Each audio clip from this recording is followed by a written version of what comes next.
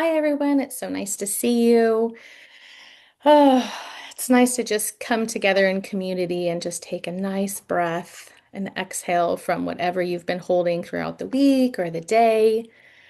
Today, I'm going to share about how the nervous system communicates. I feel like it's so easy to just keep hitting the snooze button on all of those alarms that go off that try to teach us things and communicate with us. And just as we wouldn't go to a blaring smoke alarm that's going off and just shut it off because it makes an annoying sound, we don't want to do that with our nervous system either, because maybe we don't see the fire, but it's obviously sensing smoke. So for our nervous system, there's little things that can be happening where we've learned not to check in with ourselves. So oftentimes I hear clients say, well, how come I get stressed? I didn't even do anything. I got a phone call and I didn't even answer it, but I was stressed after that. Or I went to visit a family member, but we didn't even stay that long. Why do I feel so stressed 2 days later? And so is what happens is we basically have a threat bucket and every day we're putting things in there. And so, depending on what your capacity is for that day, it may fill up quicker. If you haven't had sleep, your bucket's getting fuller, meaning you're having less capacity. Maybe you haven't hydrated. Maybe your mother-in-law came over and she's, complaining or pointing out something about you. Why do we pick on mother-in-laws? I don't know. Um, but maybe you had a little bit of an illness, you got the flu, and you just didn't have as much capacity, and your boss is calling saying, "Hey, we've got that deadline," and then your kid is, and you go, "Okay, I've got that," and then your kid comes and goes, "What's for dinner?" And you're just like, "Oh my God, I cannot handle one more question. Like my bucket is so full." And so I think that's where people see is, oh, I just had one question. I mean, why can't I answer that? But we're not seeing the whole depths of what is in that bucket.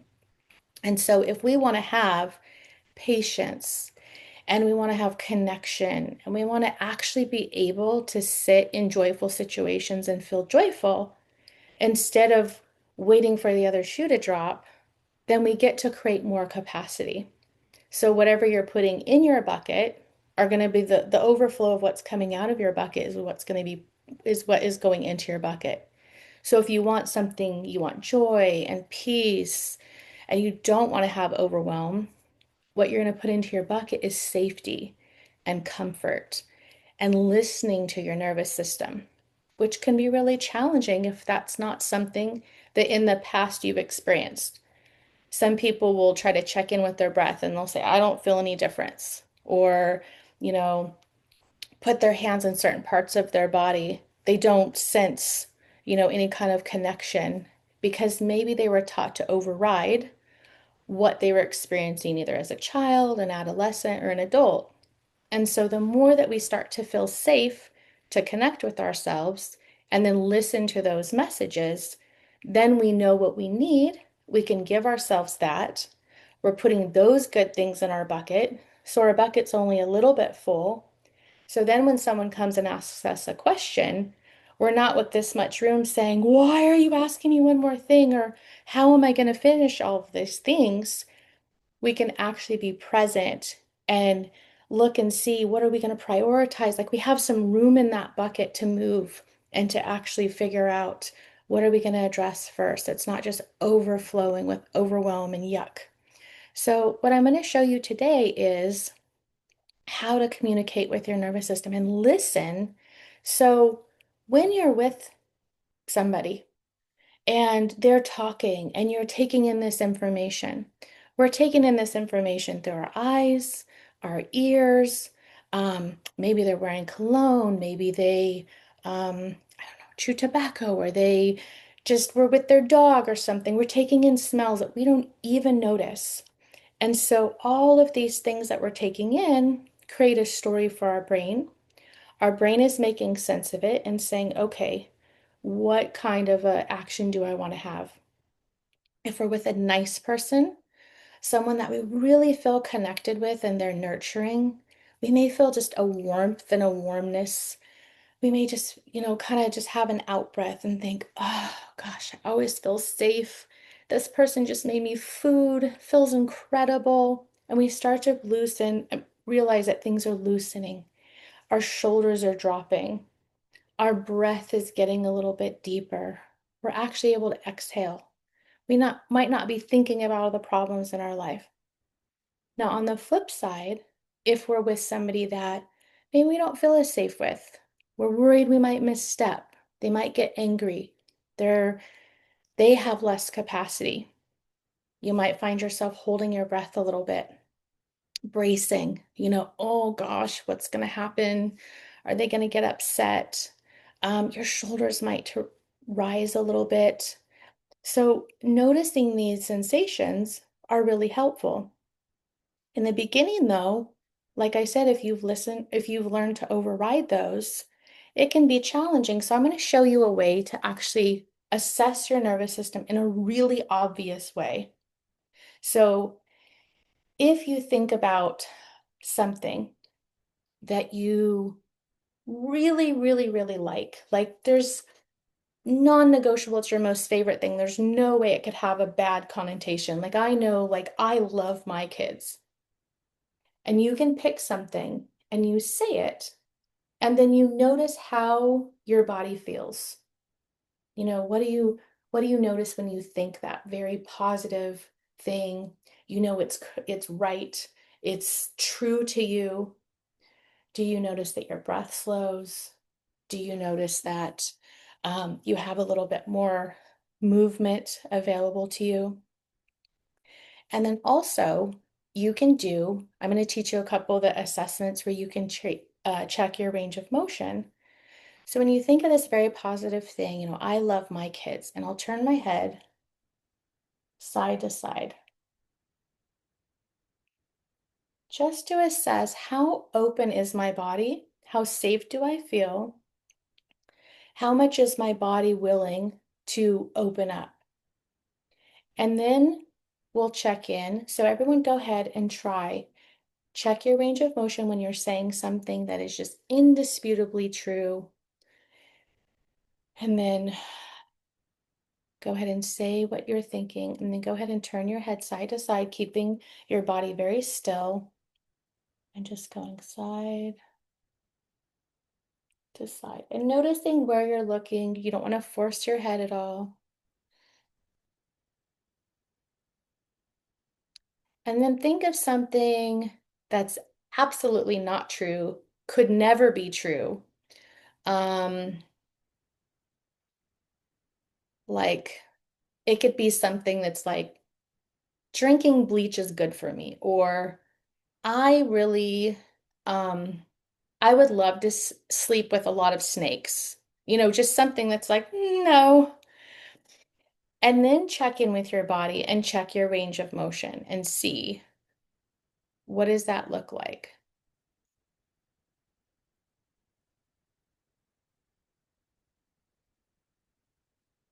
So I know for me, my when I was thinking of positive, it was going here, it was going much more open. And then when I was thinking of the snakes, my body was kind of shaky in here. My chest started to tighten up. And then as I turned side to side, I was literally like kind of feeling shaky inside, and it just naturally stopped. Like I could force it and try to like compensate and turn my head and my body. But if I naturally feel where it's stopping, it's going to stop short of where it was. And so you can use this technique for various things. Say you are making a decision and you go, okay, I want to go, or I should go to this event. Maybe it's a dinner. Oh, I should go. I really should go. Okay. And checking in with your body and seeing, okay, I want to go to the event. My friends will be there. The food's going to be so good, and just really feeling into that event. And then you can check in with your body, or you can try a rotation. And then you can think, okay, I do want to go to the dinner, but like this certain triggering person is going to be there. Maybe it's a family member that there's a lot of history with or something. Um, maybe maybe it's a kind of food that there's some food sensitivities and it's like, oh, I can't even imagine eating there. I don't think, I'm not super excited about that part. And then checking in with your body, how you feel overall about going there. Okay, I'm going to see this person. Like, how do I feel? And if you're noticing that your body's tensing up, that's an indication that you get to have a couple choices. One, you could support your nervous system if you feel, oh, it looks like we have someone coming in. I'm going to let someone in.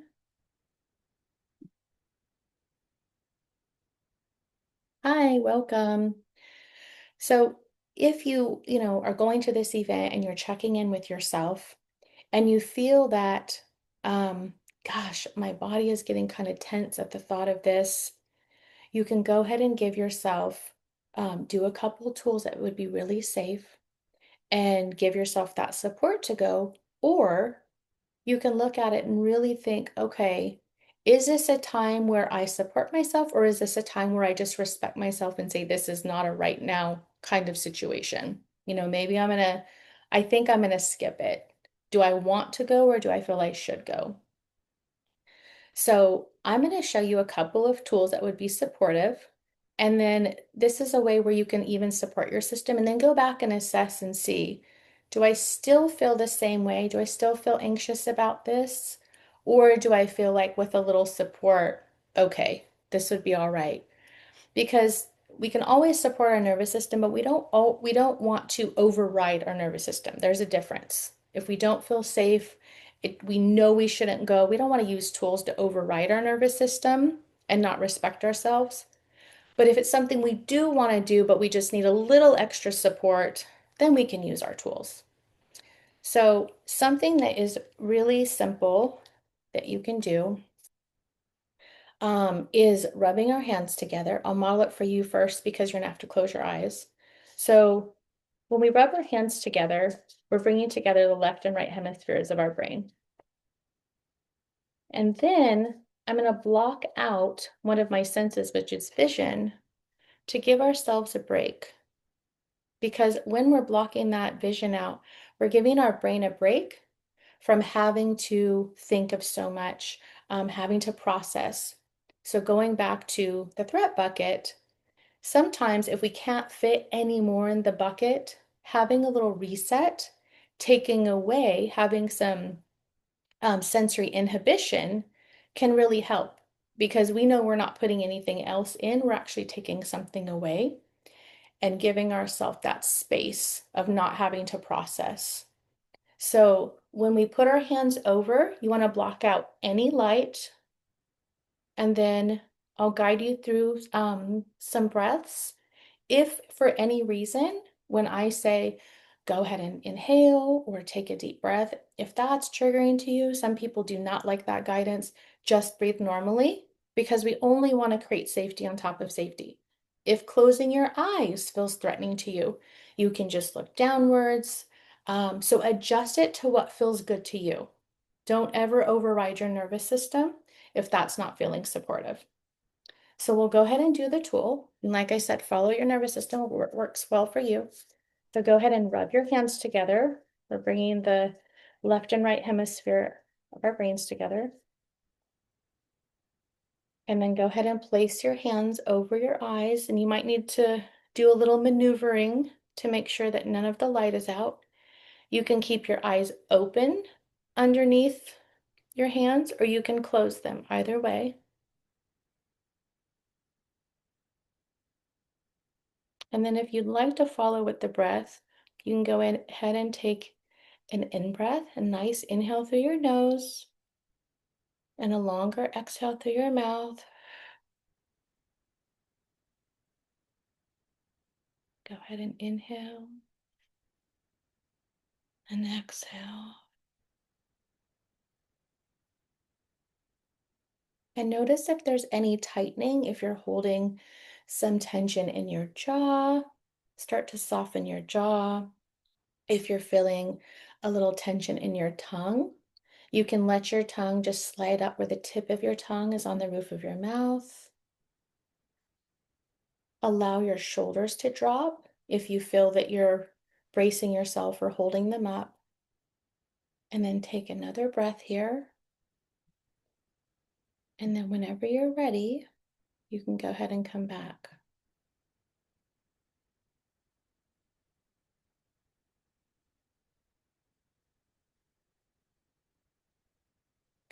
And then now we can go ahead and reassess and see where you were. See where you are from where you were before. And go ahead and turn your head side to side, your neck, and just noticing, does it go farther? Is it easier to make that movement? Um, Maybe in the beginning, if you noticed you had a little bit of tightness in parts of your neck, is that now gone? If you have any more tightness, then go ahead and write in the chat, or if you're watching this on the recording, please just message me and I'll show another tool that you can use as well. And so we always want to go back to making sure that we're always leaving our body with safety. And so if you had less range of motion, then we want to go ahead and do something supportive. So you can do something as simple as just a little gentle shaking. If you want to sit down, or you could stand up and do some shaking.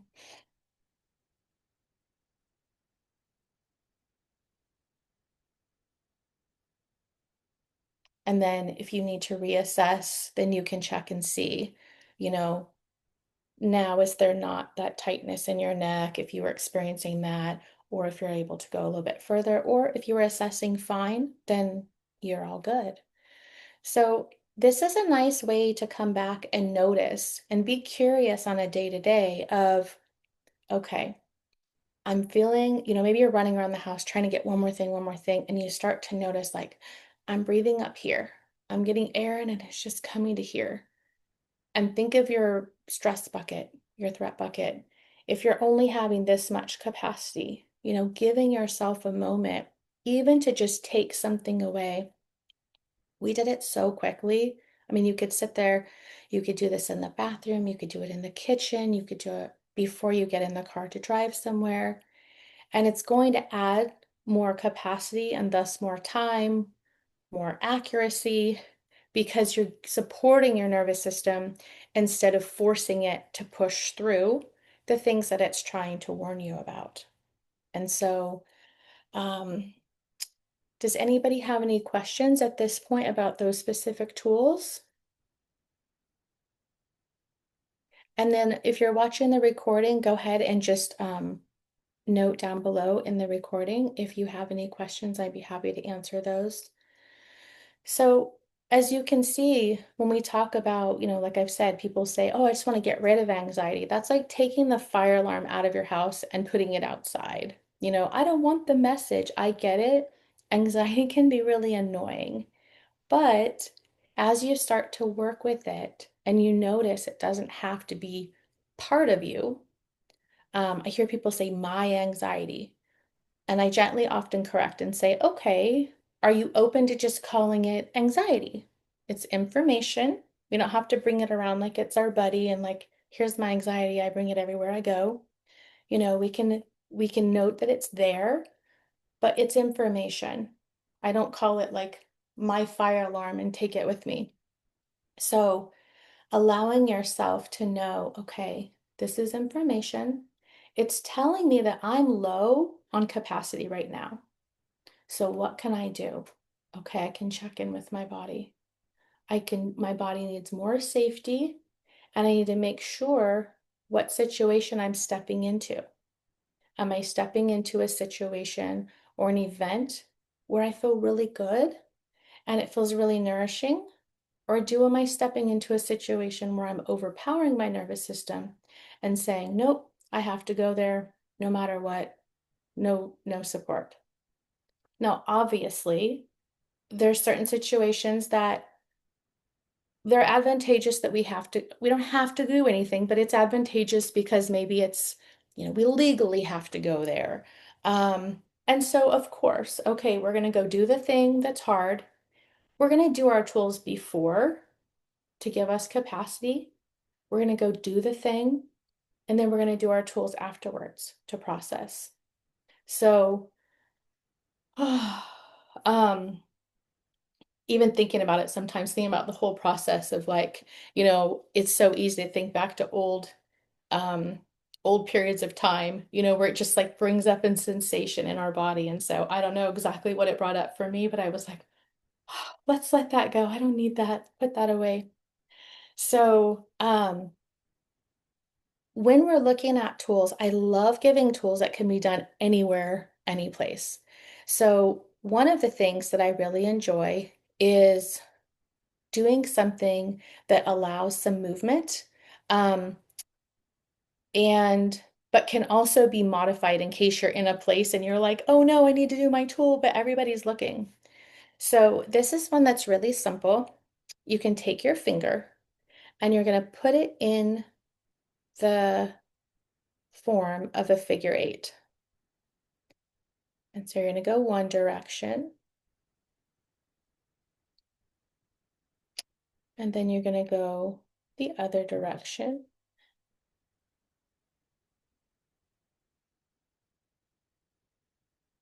And this is nice because you can use this just to downregulate your nervous system. It's also really good if you've forgotten something. You go in a room and you're like, I came in here for a reason, or you're about to tell somebody something and you can't remember. And I'll just pull out my finger and start doing my figure eights, and I'll go, oh, I remember it now. It's a nice little trick. So then take a nice breath and then go ahead and reassess with your neck and see now where's your nervous system at? Is it allowing you a little more movement? And sometimes you'll get a little more movement on one side. Maybe it'll get less movement on the other side. Maybe it'll be more movement on both sides. And there's no right or wrong. It is letting you know in real time where your nervous system is at right now. And so there could be 100 reasons why. It could have an old memory of where you were bracing, and maybe that side just runs tighter. So, but as we start to create more and more safety, your body starts to open up more and more because it doesn't have to be in protection mode all the time. So I love this tool because it's something that, I'm doing it holding my finger up high. You can do it, if you had your finger in your lap, you could do this with your finger and no one would know. You can even visualize it. And so there's been times where I've had clients, maybe the child is in school and they're like, oh, somebody might see me. I don't want to do that. I don't want to be seen. And so they'll imagine it and it'll just really downregulate for them so that they can get more clarity and then they can make a next step. Maybe if you're in a situation and you're stressful, and it's stressful, you can use this tool to bring down that threat level so that you can choose, oh, do I need to step away or did I just need a little bit more support? Um, this tool is also great for if you're laying in bed and you wake up and you have one of those super crazy dreams and wake up with your heart racing. You can just do that with your finger or in your brain. I literally did that a couple weeks ago. And I just imagined and I just fell right back asleep. And I just kind of felt my heart rate just slowing down. So, as you can see, when we're assessing, like we said, you can assess, with your breath, with your range of motion. Um, Being able to check in with that starts to train you to respect those messages that your body's giving. So you'll start to notice, like, ooh, I'm going to override this like I usually would. Oh, I better get back to that person. I better say yes because I don't want anybody to be mad at me. But then you catch yourself. Oh no, I'm like trying to stack more in my bucket and I don't have any more in my bucket. What can I do? Pull out a couple tools, bring the threat level down, and then you say, oh, you know what? Not this week, but maybe next week. You don't have to push through and change what your normal behavior would be and just mindset it your way through. but you can create safety so that you feel safer making a different choice. Um, does anybody have any questions at this point? You can put them in the chat or come off mute, or if you're watching the recording, be sure to write them down below in the messages. Um, so yeah, I mean, the importance of supporting your nervous system is your nervous system wants to keep you safe. And so if you're continuously putting yourself in situations that feel familiar, maybe you grew up in a time where in a family that was dysfunctional, and it just felt familiar later on to override your nervous system responses, to be in situations where you didn't feel heard, you couldn't really speak up. This becomes normal to you. And to be able to shift out of that is going to require safety, giving ourselves grace, seeing how to support ourselves, and checking in with yourself. So, a lot of times, this is very new if somebody has um, gotten very used to quieting themselves. We have our tools that we create. So, a lot of times, instead of doing a tool that makes us feel really safe, we do a tool that is, I'll just be really quiet so nobody will be upset, or I'll override my nervous system so I'll be safe. And so being able to bring in this safety allows you to do things that would not be in your usual repertoire and still feel safe doing them. So I think we have time for another tool. Um, this one is, let's see, I'm trying to think which one to give you guys. This one is really nice because when we feel stressed, we tend to compensate by raising our shoulders.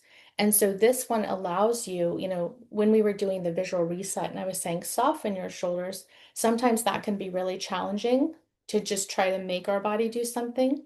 And so this is a movement where when we give ourselves that safety and that sensation, that our body will just naturally open up and it'll naturally drop our shoulders. So if you can see, right here is called our SCM. It's kind of that muscle that just like sticks out. It's this ropey muscle right here. So it'll start back here at the base, kind of behind your ear, the base of your skull, and then it'll go down to your collarbone. So if you can find this little notch, you'll go here's center, and then you'll go just to the side of the center of your collarbone, and you'll take your two fingers and you can just tap, tap, tap up and down. And you go up and down about 3 times.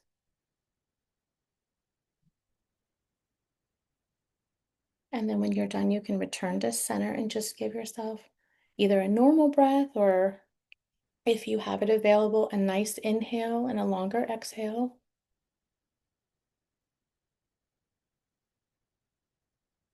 And then check in and see the difference between the sides. Do you feel like your shoulder dropped a little bit?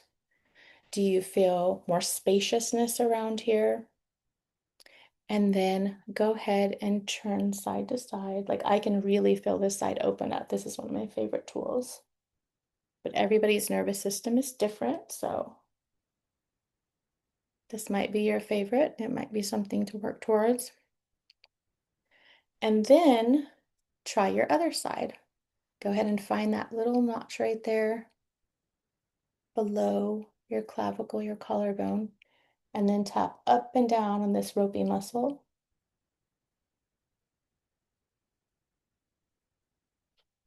About 3 times. And then gently return forward and take in either a normal breath or, if it feels comfortable, a nice inhale and a longer exhale. And now compare how each of the shoulders feel now that we've done it on both sides.